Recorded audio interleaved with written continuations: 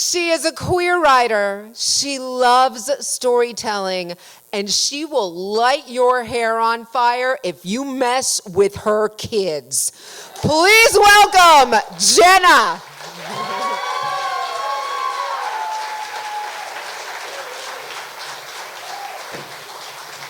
That's true. Hi.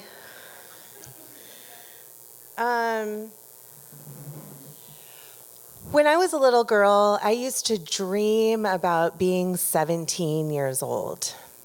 17 just sounded so magical to me. And when I finally got there, it was. I was on the track team, on the softball team, and I had a really hot boyfriend from sophomore to senior year, which in high school years is basically forever. And we were in love. He was tall and soft-spoken, and he had feminine features, exactly the type of androgyny any very near lesbian is drawn to in a high school boyfriend. And we had sex every single chance we got. I had a waterbed. It was the 90s, okay? And it really was all about the motion of the ocean. It was tricky. And we never practiced safe sex, ever. Despite my mom's desperate attempts, like long, deep conversations about safe sex, leaving condoms in my bedside drawer, in my backpack, in his backpack, one casually next to my morning smoothie, by my car keys, like, oh, so hopeless and scared she must have been. My poor mother, who was learning how to raise a teenager after spending her equivalent of Hilton points at the Perryville State Prison. She did her best.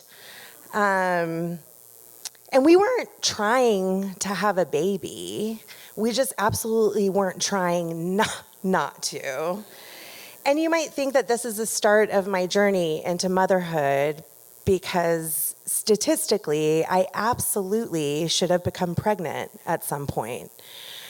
But somehow, no scares, no consequences, just pure, reckless teenage bliss. And he broke up with me at the end of senior year because we were going to schools in different states. And he was so kind, he was so sweet to me the entire time that we were together. And he broke up with me in such a tender way and said, Jenna, we're both going to college in different cities, and I want to explore, and I'm pretty sure you're gay. And I really couldn't argue after all the gay shit he let me do to him. It was a lot. So gay.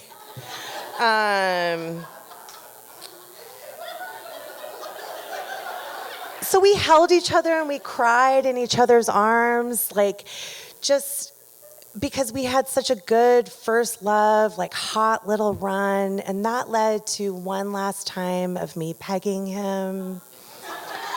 So sweet. It was probably the most beautiful and most respectful and mature breakup that I've ever had. And I really believe that he's probably an amazing partner to whoever he's with now. And we dodged a massive life-altering decision way too young. And after some health problems into adulthood, I realized that I can't have children. So, I mean, first, how amazing we got to have all that raw dog sex with zero repercussions. I mean, we really seized that time, you know what I mean? YOLO. Literally no fucks, except for all the fucks. So great, no regrets at all. Like, we won, you know? And I'm telling you that story because when I officially found out that giving birth was not an option for me, I wasn't sad about it. By the time I found that out, I was living as a confident, out and proud queer person for over a decade. And I never really had that pull to carry children, and I'm not quite sure why. It's definitely not because I'm gay, because I know several queer women that did have that intense need, and through whatever measures obtained sperm. Like, they made that shit happen. And I get it, I understand it, I celebrate it for them. But then I met a woman named Amber, and we got serious. And we got a dog after a year of dating, and then another dog a year after that. And then 4 years went by, and I was like, shit, I need to lock this down. So I asked her to marry me. And then we started having conversations about starting a family, like with actual human kids. And long story short, we decided to get our feet wet in foster care. We said, let's see. So we went through all the training and all the vetting, and then we met our daughter and then our son.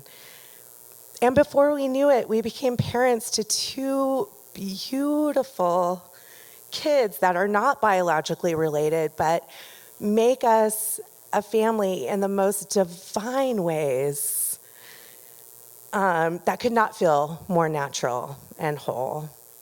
They are now 11 and 13 years old, and I can't imagine my life without them. I cannot imagine not being their mother today. And I've said this on this very stage before, motherhood did not come naturally to me at all. Like, I think back to the early days about how hard it was carrying a baby in my arms who just had a blowout, like shit literally seeping through her diaper and onto her onesie and now onto my arm while holding onto a squirrely 2-year-old's hand in the grocery checkout line. Like, I didn't know how to handle anything for a while. God, I was really out of my comfort zone for a long, hot minute. But then a turning point came, and I just surrendered completely to them. And in that surrender, I realized that I can do this. I want to do this. I need to do this. We are literally all they've got. So if not us, then who? Nobody but motherfucking me is who. So I grew into this fierce mama bear, which was strange and went against every single grain of everything I had ever known. It felt like this quiet shift of bones slowly breaking and then repairing rapidly. It felt like my skin was shedding and regrowing thick like leather. And I like to think that the universe was like, yeah, there's no mistakes here. You're going to be needed in Mommy Town. Take these ones who need you more than a weird one you dodge making yourself. It's like a lesson of like unexpected purpose that isn't a burden, but is now somehow in my DNA. I have experienced in almost a celestial way of nurture versus nature. Both of our children are in middle school now. Please send help. That one's a crazy reminder. Do y'all remember middle school? Yeah, it's a hard no thank you. I'm revisiting it through my children's eyes is a weird-ass trip, and those hormonal mood swings are real as fuck. Like, sometimes I want to look at them and say, I have a serious question. Do you want to fight me in the street?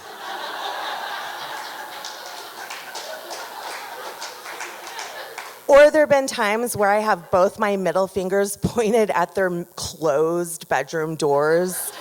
They're right across the hall from each other, just like, yeah.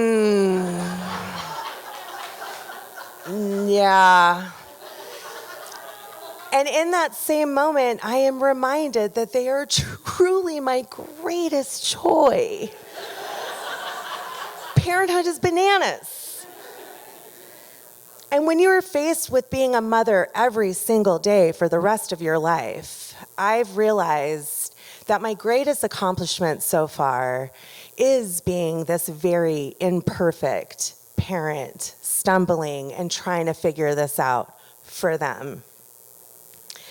Being a mom doesn't completely define me, but it does make me pretty fucking proud that I get to be the parent that my parents weren't. I get to show up and be available when my parents weren't. I get to do all the things that my parents didn't. I get to be present for everything for them because my kids are awesome. Like, they're better than your kids. I'm kidding. I'm totally kidding. But they are really, really cool. And maybe my heart absorbed my womb in order to be Tyler and Kristen's mommy. Maybe that's why I married my wife. Having kids, adopting kids, blended families, whatever, changes everything in a relationship.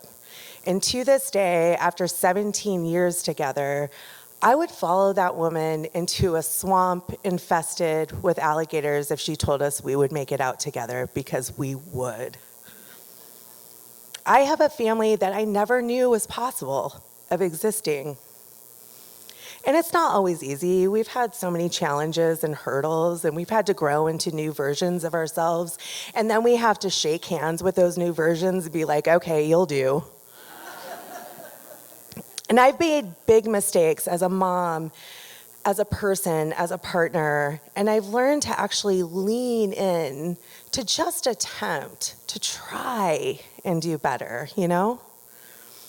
We are not our parents. We get to break generational trauma. We literally get the chance to show the fuck up. And I think that's a pretty badass move for folks like me who did not have the example to do so. Happy Mother's Day.